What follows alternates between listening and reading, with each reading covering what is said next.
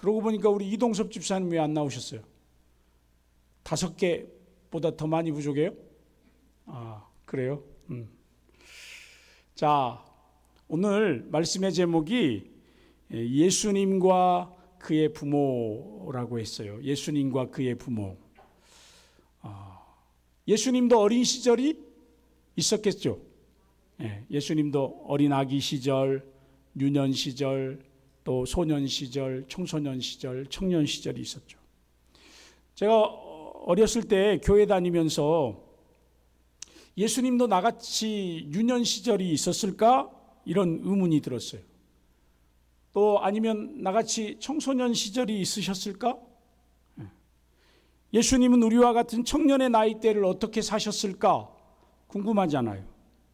상상이 되기도 하지만 상상이 어려운 그런 부분들이 있지요. 그런데 오늘 우리 주님께서 우리에게 주신 이 본문의 말씀, 누가복음 20장 40절부터 52절까지의 말씀을 통해서 보니까 그래도 예수님의 유년 시절과 소년 시절의 이야기가 나와 있어요. 우리가 그 짧은 말씀들을 읽고 들음으로써 우리에게도 은혜가 되지만 더불어 우리들에게 맡겨주신 자녀들, 내 자녀들을 어떻게 키워야 할까? 어떻게 하나님을 잘 믿는 아이들로 신앙적으로 양육해야 하는지를 분명하게 배울 수 있는 말씀이 오늘 본문 말씀이에요. 여러분, 불과 몇십 년 전만 해도, 2000년대 초반까지만 해도 우리나라 안에서 교회 안에서 가르치는 교회학교 프로그램, 주일학교 프로그램, 정말로 대단한 프로그램들이었거든요. 세상 교육이 교회 교육을 못 따라간다 했어요.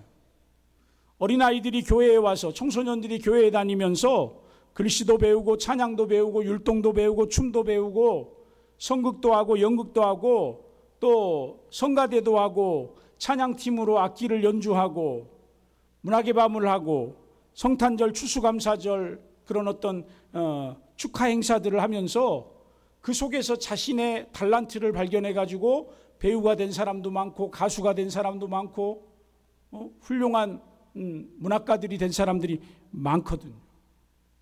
그 활동들을 통해서 자신들의 꿈을 발견하고 미래의 도전을 받아서 훌륭한 사람들로 성장하는 데 있어서 한국교회의 교회학교, 주일학교가 큰 교육의 밑받침이 됐던 겁니다. 그런데 제가 전도사 시절하고 부목사 이렇게 시절할 때 2000년 후반부예요. 2000년 후반부를 지나면서 한국교회, 한국사회 안에 이상한 변화가 일어났습니다. 그 변화가 뭐냐면 학생들이 교회를 안 오는 거예요. 왜냐하면 부모들이 학원 보낸다고, 선행학습 시킨다고.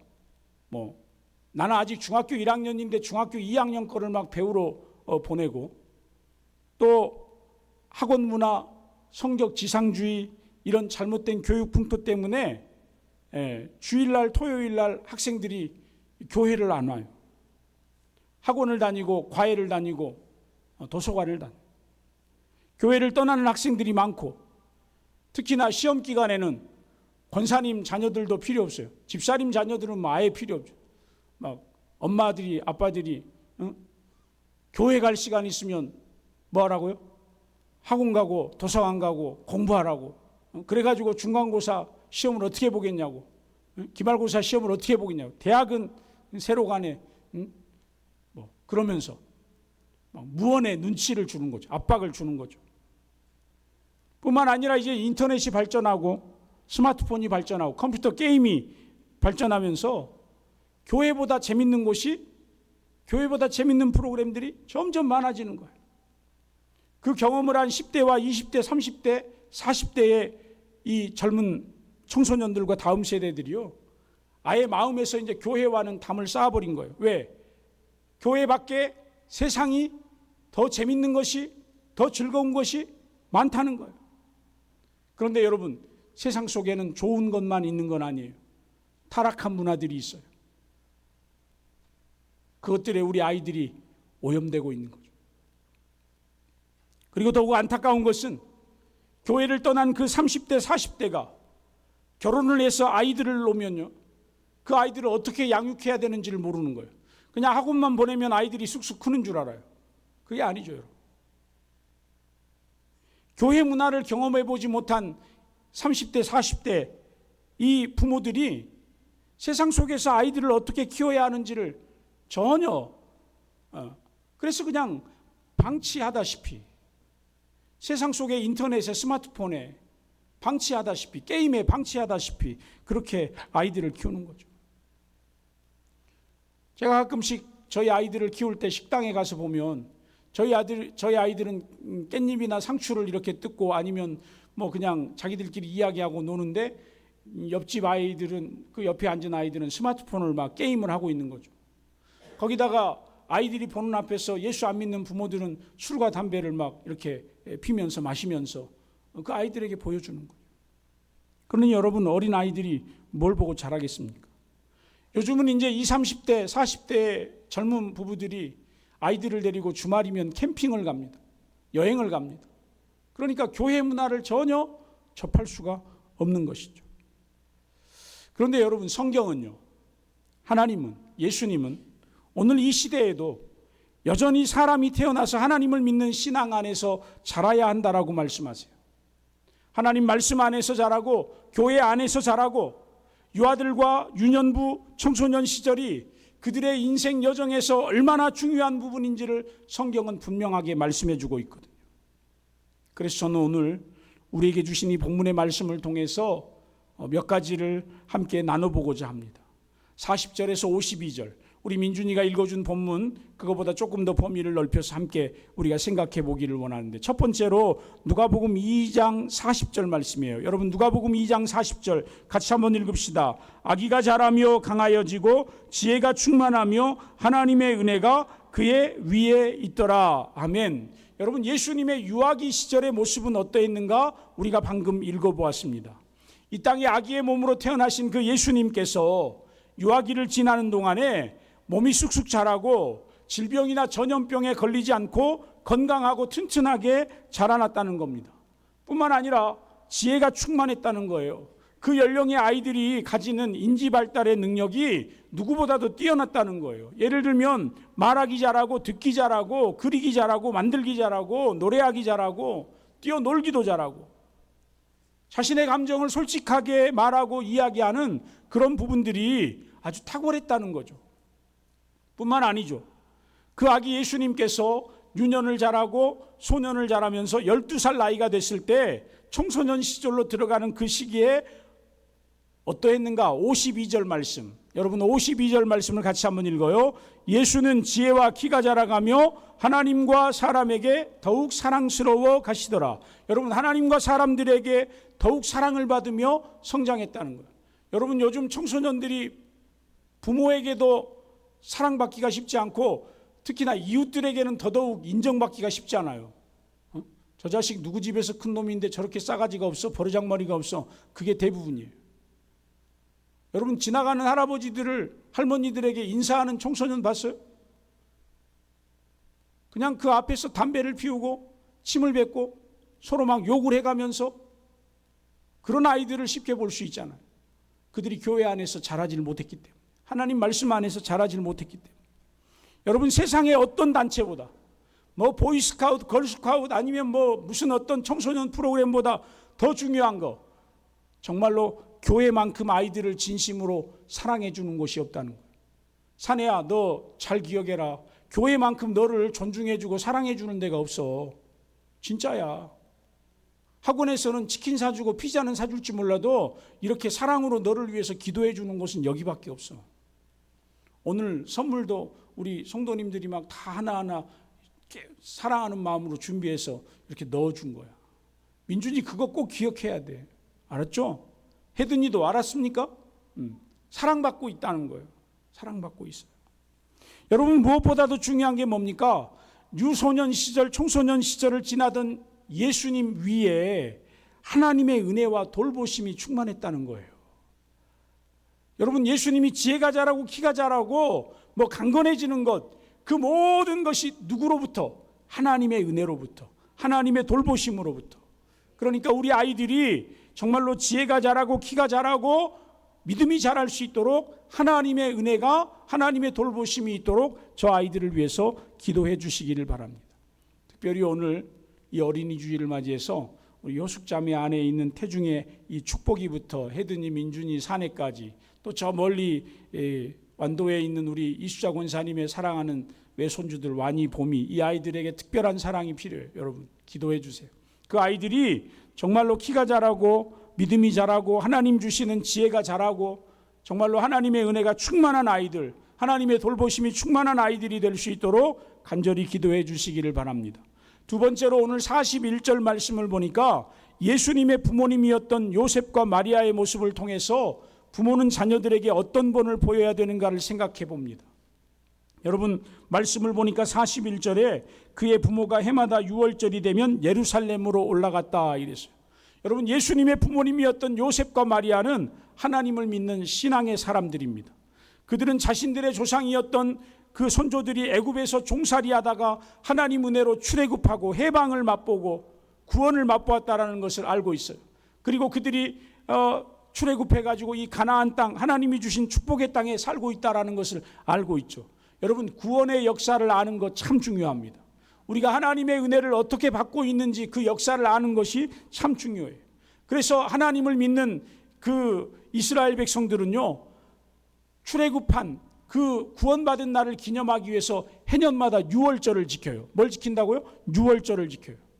그 유월절 절기를 지키기 위해서 절기 때가 되면 모든 유대인들이, 흩어졌던 유대인들이 예루살렘으로 모이는 겁니다. 예루살렘에 올라가서 성전에 앉아서 함께 모여서 하나님을 예배하는 것이죠. 하나님께 감사의 제사를 드리는 거죠. 우리 예수님의 부모님이었던 요셉과 마리아도 유월절 절기만이 아니라 성경에서 하나님께서 말씀하시는 아마 그 모든 절기, 너희는 예루살렘 성전으로 모여라 라고 하는 그 절기 때마다 빠짐없이 성전에 올라가서 예배를 드렸습니다. 뿐만 아닙니다. 절기가 없는 평범한 안식일 날에는 나사렛 마을 회당에 가서 하나님께 예배드리고 하나님의 말씀을 읽고 듣고 배운 것이에요. 여러분 배운 것에서 끝나지 않고 그 배운 말씀을 가지고 삶으로 순종하며 살아냈다는 겁니다. 그렇습니다, 여러분.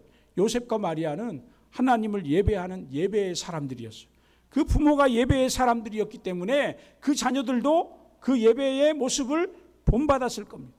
그래서 여러분 그 자식들이 뭘 보고 배우겠어요? 우리 사내 할머니 아이들을 교회에 주일마다 데리고 오시는데 교회에 오면 이 아이들이 뭘 배우겠어요? 예배 드리는 거 배우고 찬양하는 거 배우고 기도하는 거 배우죠. 욕하는 걸 배우겠어요? 싸우는 걸 배우겠어요? 그렇지 않아요. 여러분 우리가 이 땅에 살면서 하나님이 맡기신 부모의 역할을 잘한다는 거, 할머니 할아버지의 역할을 잘한다는 거 뭡니까? 돈 많이 모아서 자식들에게 물려주는 겁니까? 절대 그거 아니에요. 아니면 뭐 건물 많이 사가지고 자식들이 건물주로 사는 걸 바라십니까? 여러분 자식 망치려면 그렇게 하지 마세요. 아니면 뭐 보험을 빵빵하게 들어놔서 여러분 죽고 나서 내 보험금으로 너희들 행복하게 살아라. 여러분 그런 미련한 부모가 어디 있습니까? 그것보다 더 중요한 거 신앙의 본이에요. 신앙의 본, 예배의 본이에요. 믿음의 본이에요. 실은 제가 5월 10일 날 어버이 주일 날 여러분에게 여러분의 형제, 가족, 이웃, 친구 초대하라고 하는, 자식을 초대하라는 이유가 뭐냐면 그래도 내 자식하고 함께, 내 가족하고 내 형제하고 함께 한자리에 앉아서 예배 드려보는 거, 그게 인생의 가장 큰 축복이에요. 여러분 따님, 우리 조보님 집사님 따님 오늘 엄마랑 같이 예배 드리는데 엄마한테 소고기 백날 맛있는 거 많이 해줘봐야 살밖에 안 쪄, 살밖에. 근데 엄마하고 같이 앉아서 함께 예배 드리는 거, 이거보다 더 소중한 복이 없다 이 말이에요. 그러니까 예수를 믿어요. 교회를 나오셔야죠. 여러분 중요한 것이 뭡니까? 예배의 본이에요. 기도의 본이에요. 하나님 말씀에 순종하는 본이에요. 오늘 예수님의 부모인 요셉과 마리아는 비록 가난한 동네 나사렛에서 살았어요. 그리고 그의 직업이 그 동네에서 가장 하층민들이나 할 수 있는 목수의 직업이에요. 절대로 부유하지 않았어요. 어쩌면 정말 우리보다 더 가난했을지도 몰라요. 근데 여러분 요셉과 마리아가 가난을 핑계로 하나님 앞에서 대충 살지 않았어요. 함부로 살지 않았어요. 그냥 마음대로 살지 않았어요. 하나님 앞에 예배 드렸어요. 하나님 앞에 예물 가지고 가서 기쁨으로 예배드렸어요. 여러분, 이게 중요한 겁니다. 살다 보면 삶이 바빠서 주일도 빼먹고 예배도 그냥 퉁치고 여러분, 그게 아니에요. 우리가 믿음의 본을 따라서 그 믿음의 본을 잘 보여주면 우리의 자녀들이 그 믿음의 본을 따라서 우리 예수님께서 12살의 나이가 되어서 예루살렘 성전에 올라가서 예배 드렸던 것처럼 기쁜 마음으로 부모님과 함께 올라가서 예배 드렸던 것처럼 우리의 자녀들도 여러분의 신앙의 모습을 보고 그렇게 본받을 거예요. 그러니까 왜 지금 내 자식은 이 모양일까? 그건 뭐예요? 어쩌면 내가 본을 잘 못 보였기 때문이에요. 가슴 아프지만, 마음 아프지만 내가 본을 잘 못 보였으니까 그런 것입니다. 그러나 그 자식도 나중에는 회개하고 돌아올 때가 있겠죠. 때가 조금 늦겠지만. 그러니까 여러분, 우리가 부모로서 해야 할 가장 중요한 것은 자녀들에게 하나님을 어떻게 섬기는지를 본을 잘 보여줘야 하는 것입니다. 아멘입니까? 그게 바로 최고로 값진 유산이다. 세 번째로 오늘 본문 46절에서 47절 말씀을 보니까 우리 예수님께서 성전에 앉아서 하나님의 말씀인 율법을 가르치는 교사들과 앉아서 하나님 말씀을 듣고 배우고 묻기도 하고 그리고 또 그들의 질문에 대답을 하는데, 여러분, 그 대답을 들은 사람들이 뭐라고 말하냐면 47절 말씀 같이 한번 읽어보겠어요. 47절 시작. 듣는 자가 다 그 지혜와 대답을 놀랍게 여기더라. 아멘. 여러분, 예수님께서 당시에 예루살렘에 올라가셨다는 것은요, 소위 말하면 시골 촌놈이 서울에 올라간 거예요. 여러분, 우리 아이들 청소년들이 서울에 올라가서 구경 갔어. 그러면 여러분 가장 가고 싶은 데가 어디겠어요? 잠실, 롯데월드 이런 데 가고 싶지 어디 교회 가서 예배 드리고 싶겠어요? 서울에 그 유명한 잠실 가서 놀고 싶지? 근데 우리 예수님께서 처음으로 12살 돼가지고 처음으로 이제 예루살렘에 올라가는 건데, 여러분, 예수님은 잠실 롯데월드 갔다고요? 아니요. 성전에 가서 하나님 말씀 듣고 배우고 질문하고 대답하고 하나님 말씀을 양육받았다는 거예요. 그래요. 얼마나 귀한 모습입니까? 그것도 하루가 아니에요. 3일 동안이에요. 3일 동안. 3일 동안 성전에서 머물면서 하나님 말씀을 배웠어요. 듣기도 하고 묻기도 하고 대답하기도 하고.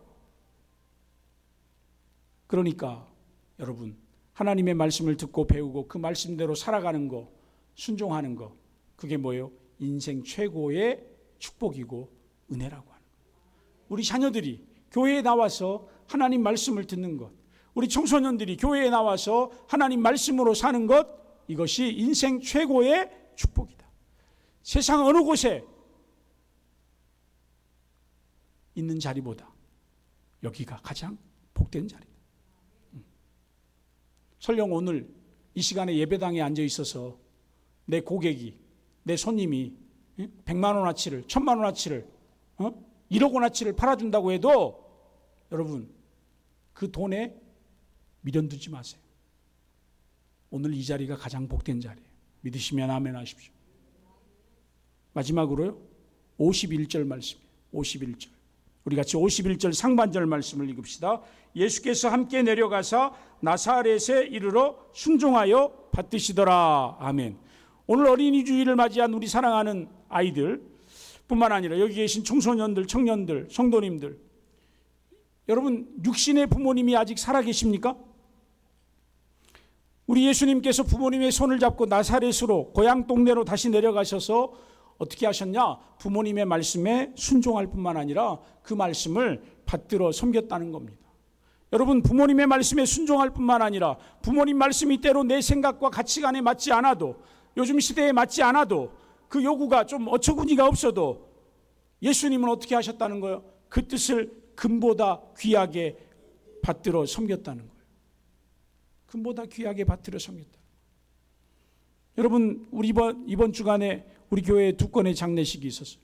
박순자 집사님, 이양자 권사님 고인이 되셨어요. 저 하나님의 나라에 입성하셨어요. 그런데 여러분, 어머니가 돌아가신 그 자녀들을 생각해 봐요. 이번 한 주간 그들의 마음이 얼마나 외롭고 슬프겠습니까? 이제는 가슴에 꽃을 달아드릴 어머니가 안 계시는 거예요. 맛있는 밥 한 끼 사드리고 싶은데 그 어머니가 안 계셔요. 함께 예배 드리고 싶은데 그 어머니가 안 계셔요. 얼마나 안타깝습니까? 그러나 무엇보다도 중요한 것, 그럼에도 불구하고 저 천국에서 다시 만날 소망이 있으니까 주 안에서 위로가 됩니다. 여러분, 부모님 살아계실 때 효를 다하시기를 바라요. 혹시 여러분의 남편이 시댁 부모님, 그러니까 지 부모, 지 엄마 아빠에게 너무 잘해드리는 것 때문에 여러분 속상하지 마세요. 아셨어요? 무슨 말인지 이해 못 하시죠? 여러분, 여러분의 아내가 친정 부모님, 자기 엄마 아빠에게 너무 잘해드려도 눈치 주지 말라는 거예요. 왜? 내가 그 자식이잖아. 내가 그 딸이고 그 아들이니까 우리 엄마 아빠에게 잘해줘야죠. 그런데 여러분, 중요한 건 내 부모님에게 잘하듯 남편 부모님에게도 잘하세요. 왜 여자분들은 아멘 안 하십니까? 아멘 해보세요. 내 부모에게 잘하듯 아내의 부모에게 더 잘하세요. 그러니까 여러분은 소망이 없는 거라니까. 아멘 소리를 크게 해야지. 다시 한번, 여러분의 아내의 부모님에게 더 잘하십시오. 여러분 남편의 부모님에게 더 잘하십시오. 제 입에서 이런 소리 안 나오게 좀 하세요. 제발. 왜 차별합니까? 왜 눈치를 줍니까? 중요한 거, 여러분 자녀들이요, 여러분이 하는 거, 여러분이 시부모님에게, 친정 부모님에게 하는 거, 장인 장모님에게 하는 거 다 눈뜨고 지켜보고 있다. 그래서 내 어린 자식들이 그보다 잘할까요? 못할까요? 생각해 보세요. 여러분 자녀들이 시댁 부모님에게 잘하기를 바라면 여러분 더 잘하세요. 친정 부모님에게 잘하기를 바라면 더 잘하세요. 잘하셔야 됩니다. 잘못했으면 회개하세요. 아멘. 오늘 말씀 속에서 예수님과 그의 부모님 마리아와 요셉이 본을 보인 대로 우리도 그 본을 따라 부모 노릇을 잘하고 자식 노릇을 잘하는 복된 믿음의 부모가 되시고 복된 자녀들이 될 수 있기를 예수님 이름으로 축원합니다. 함께 우리 찬송하십시다. 565장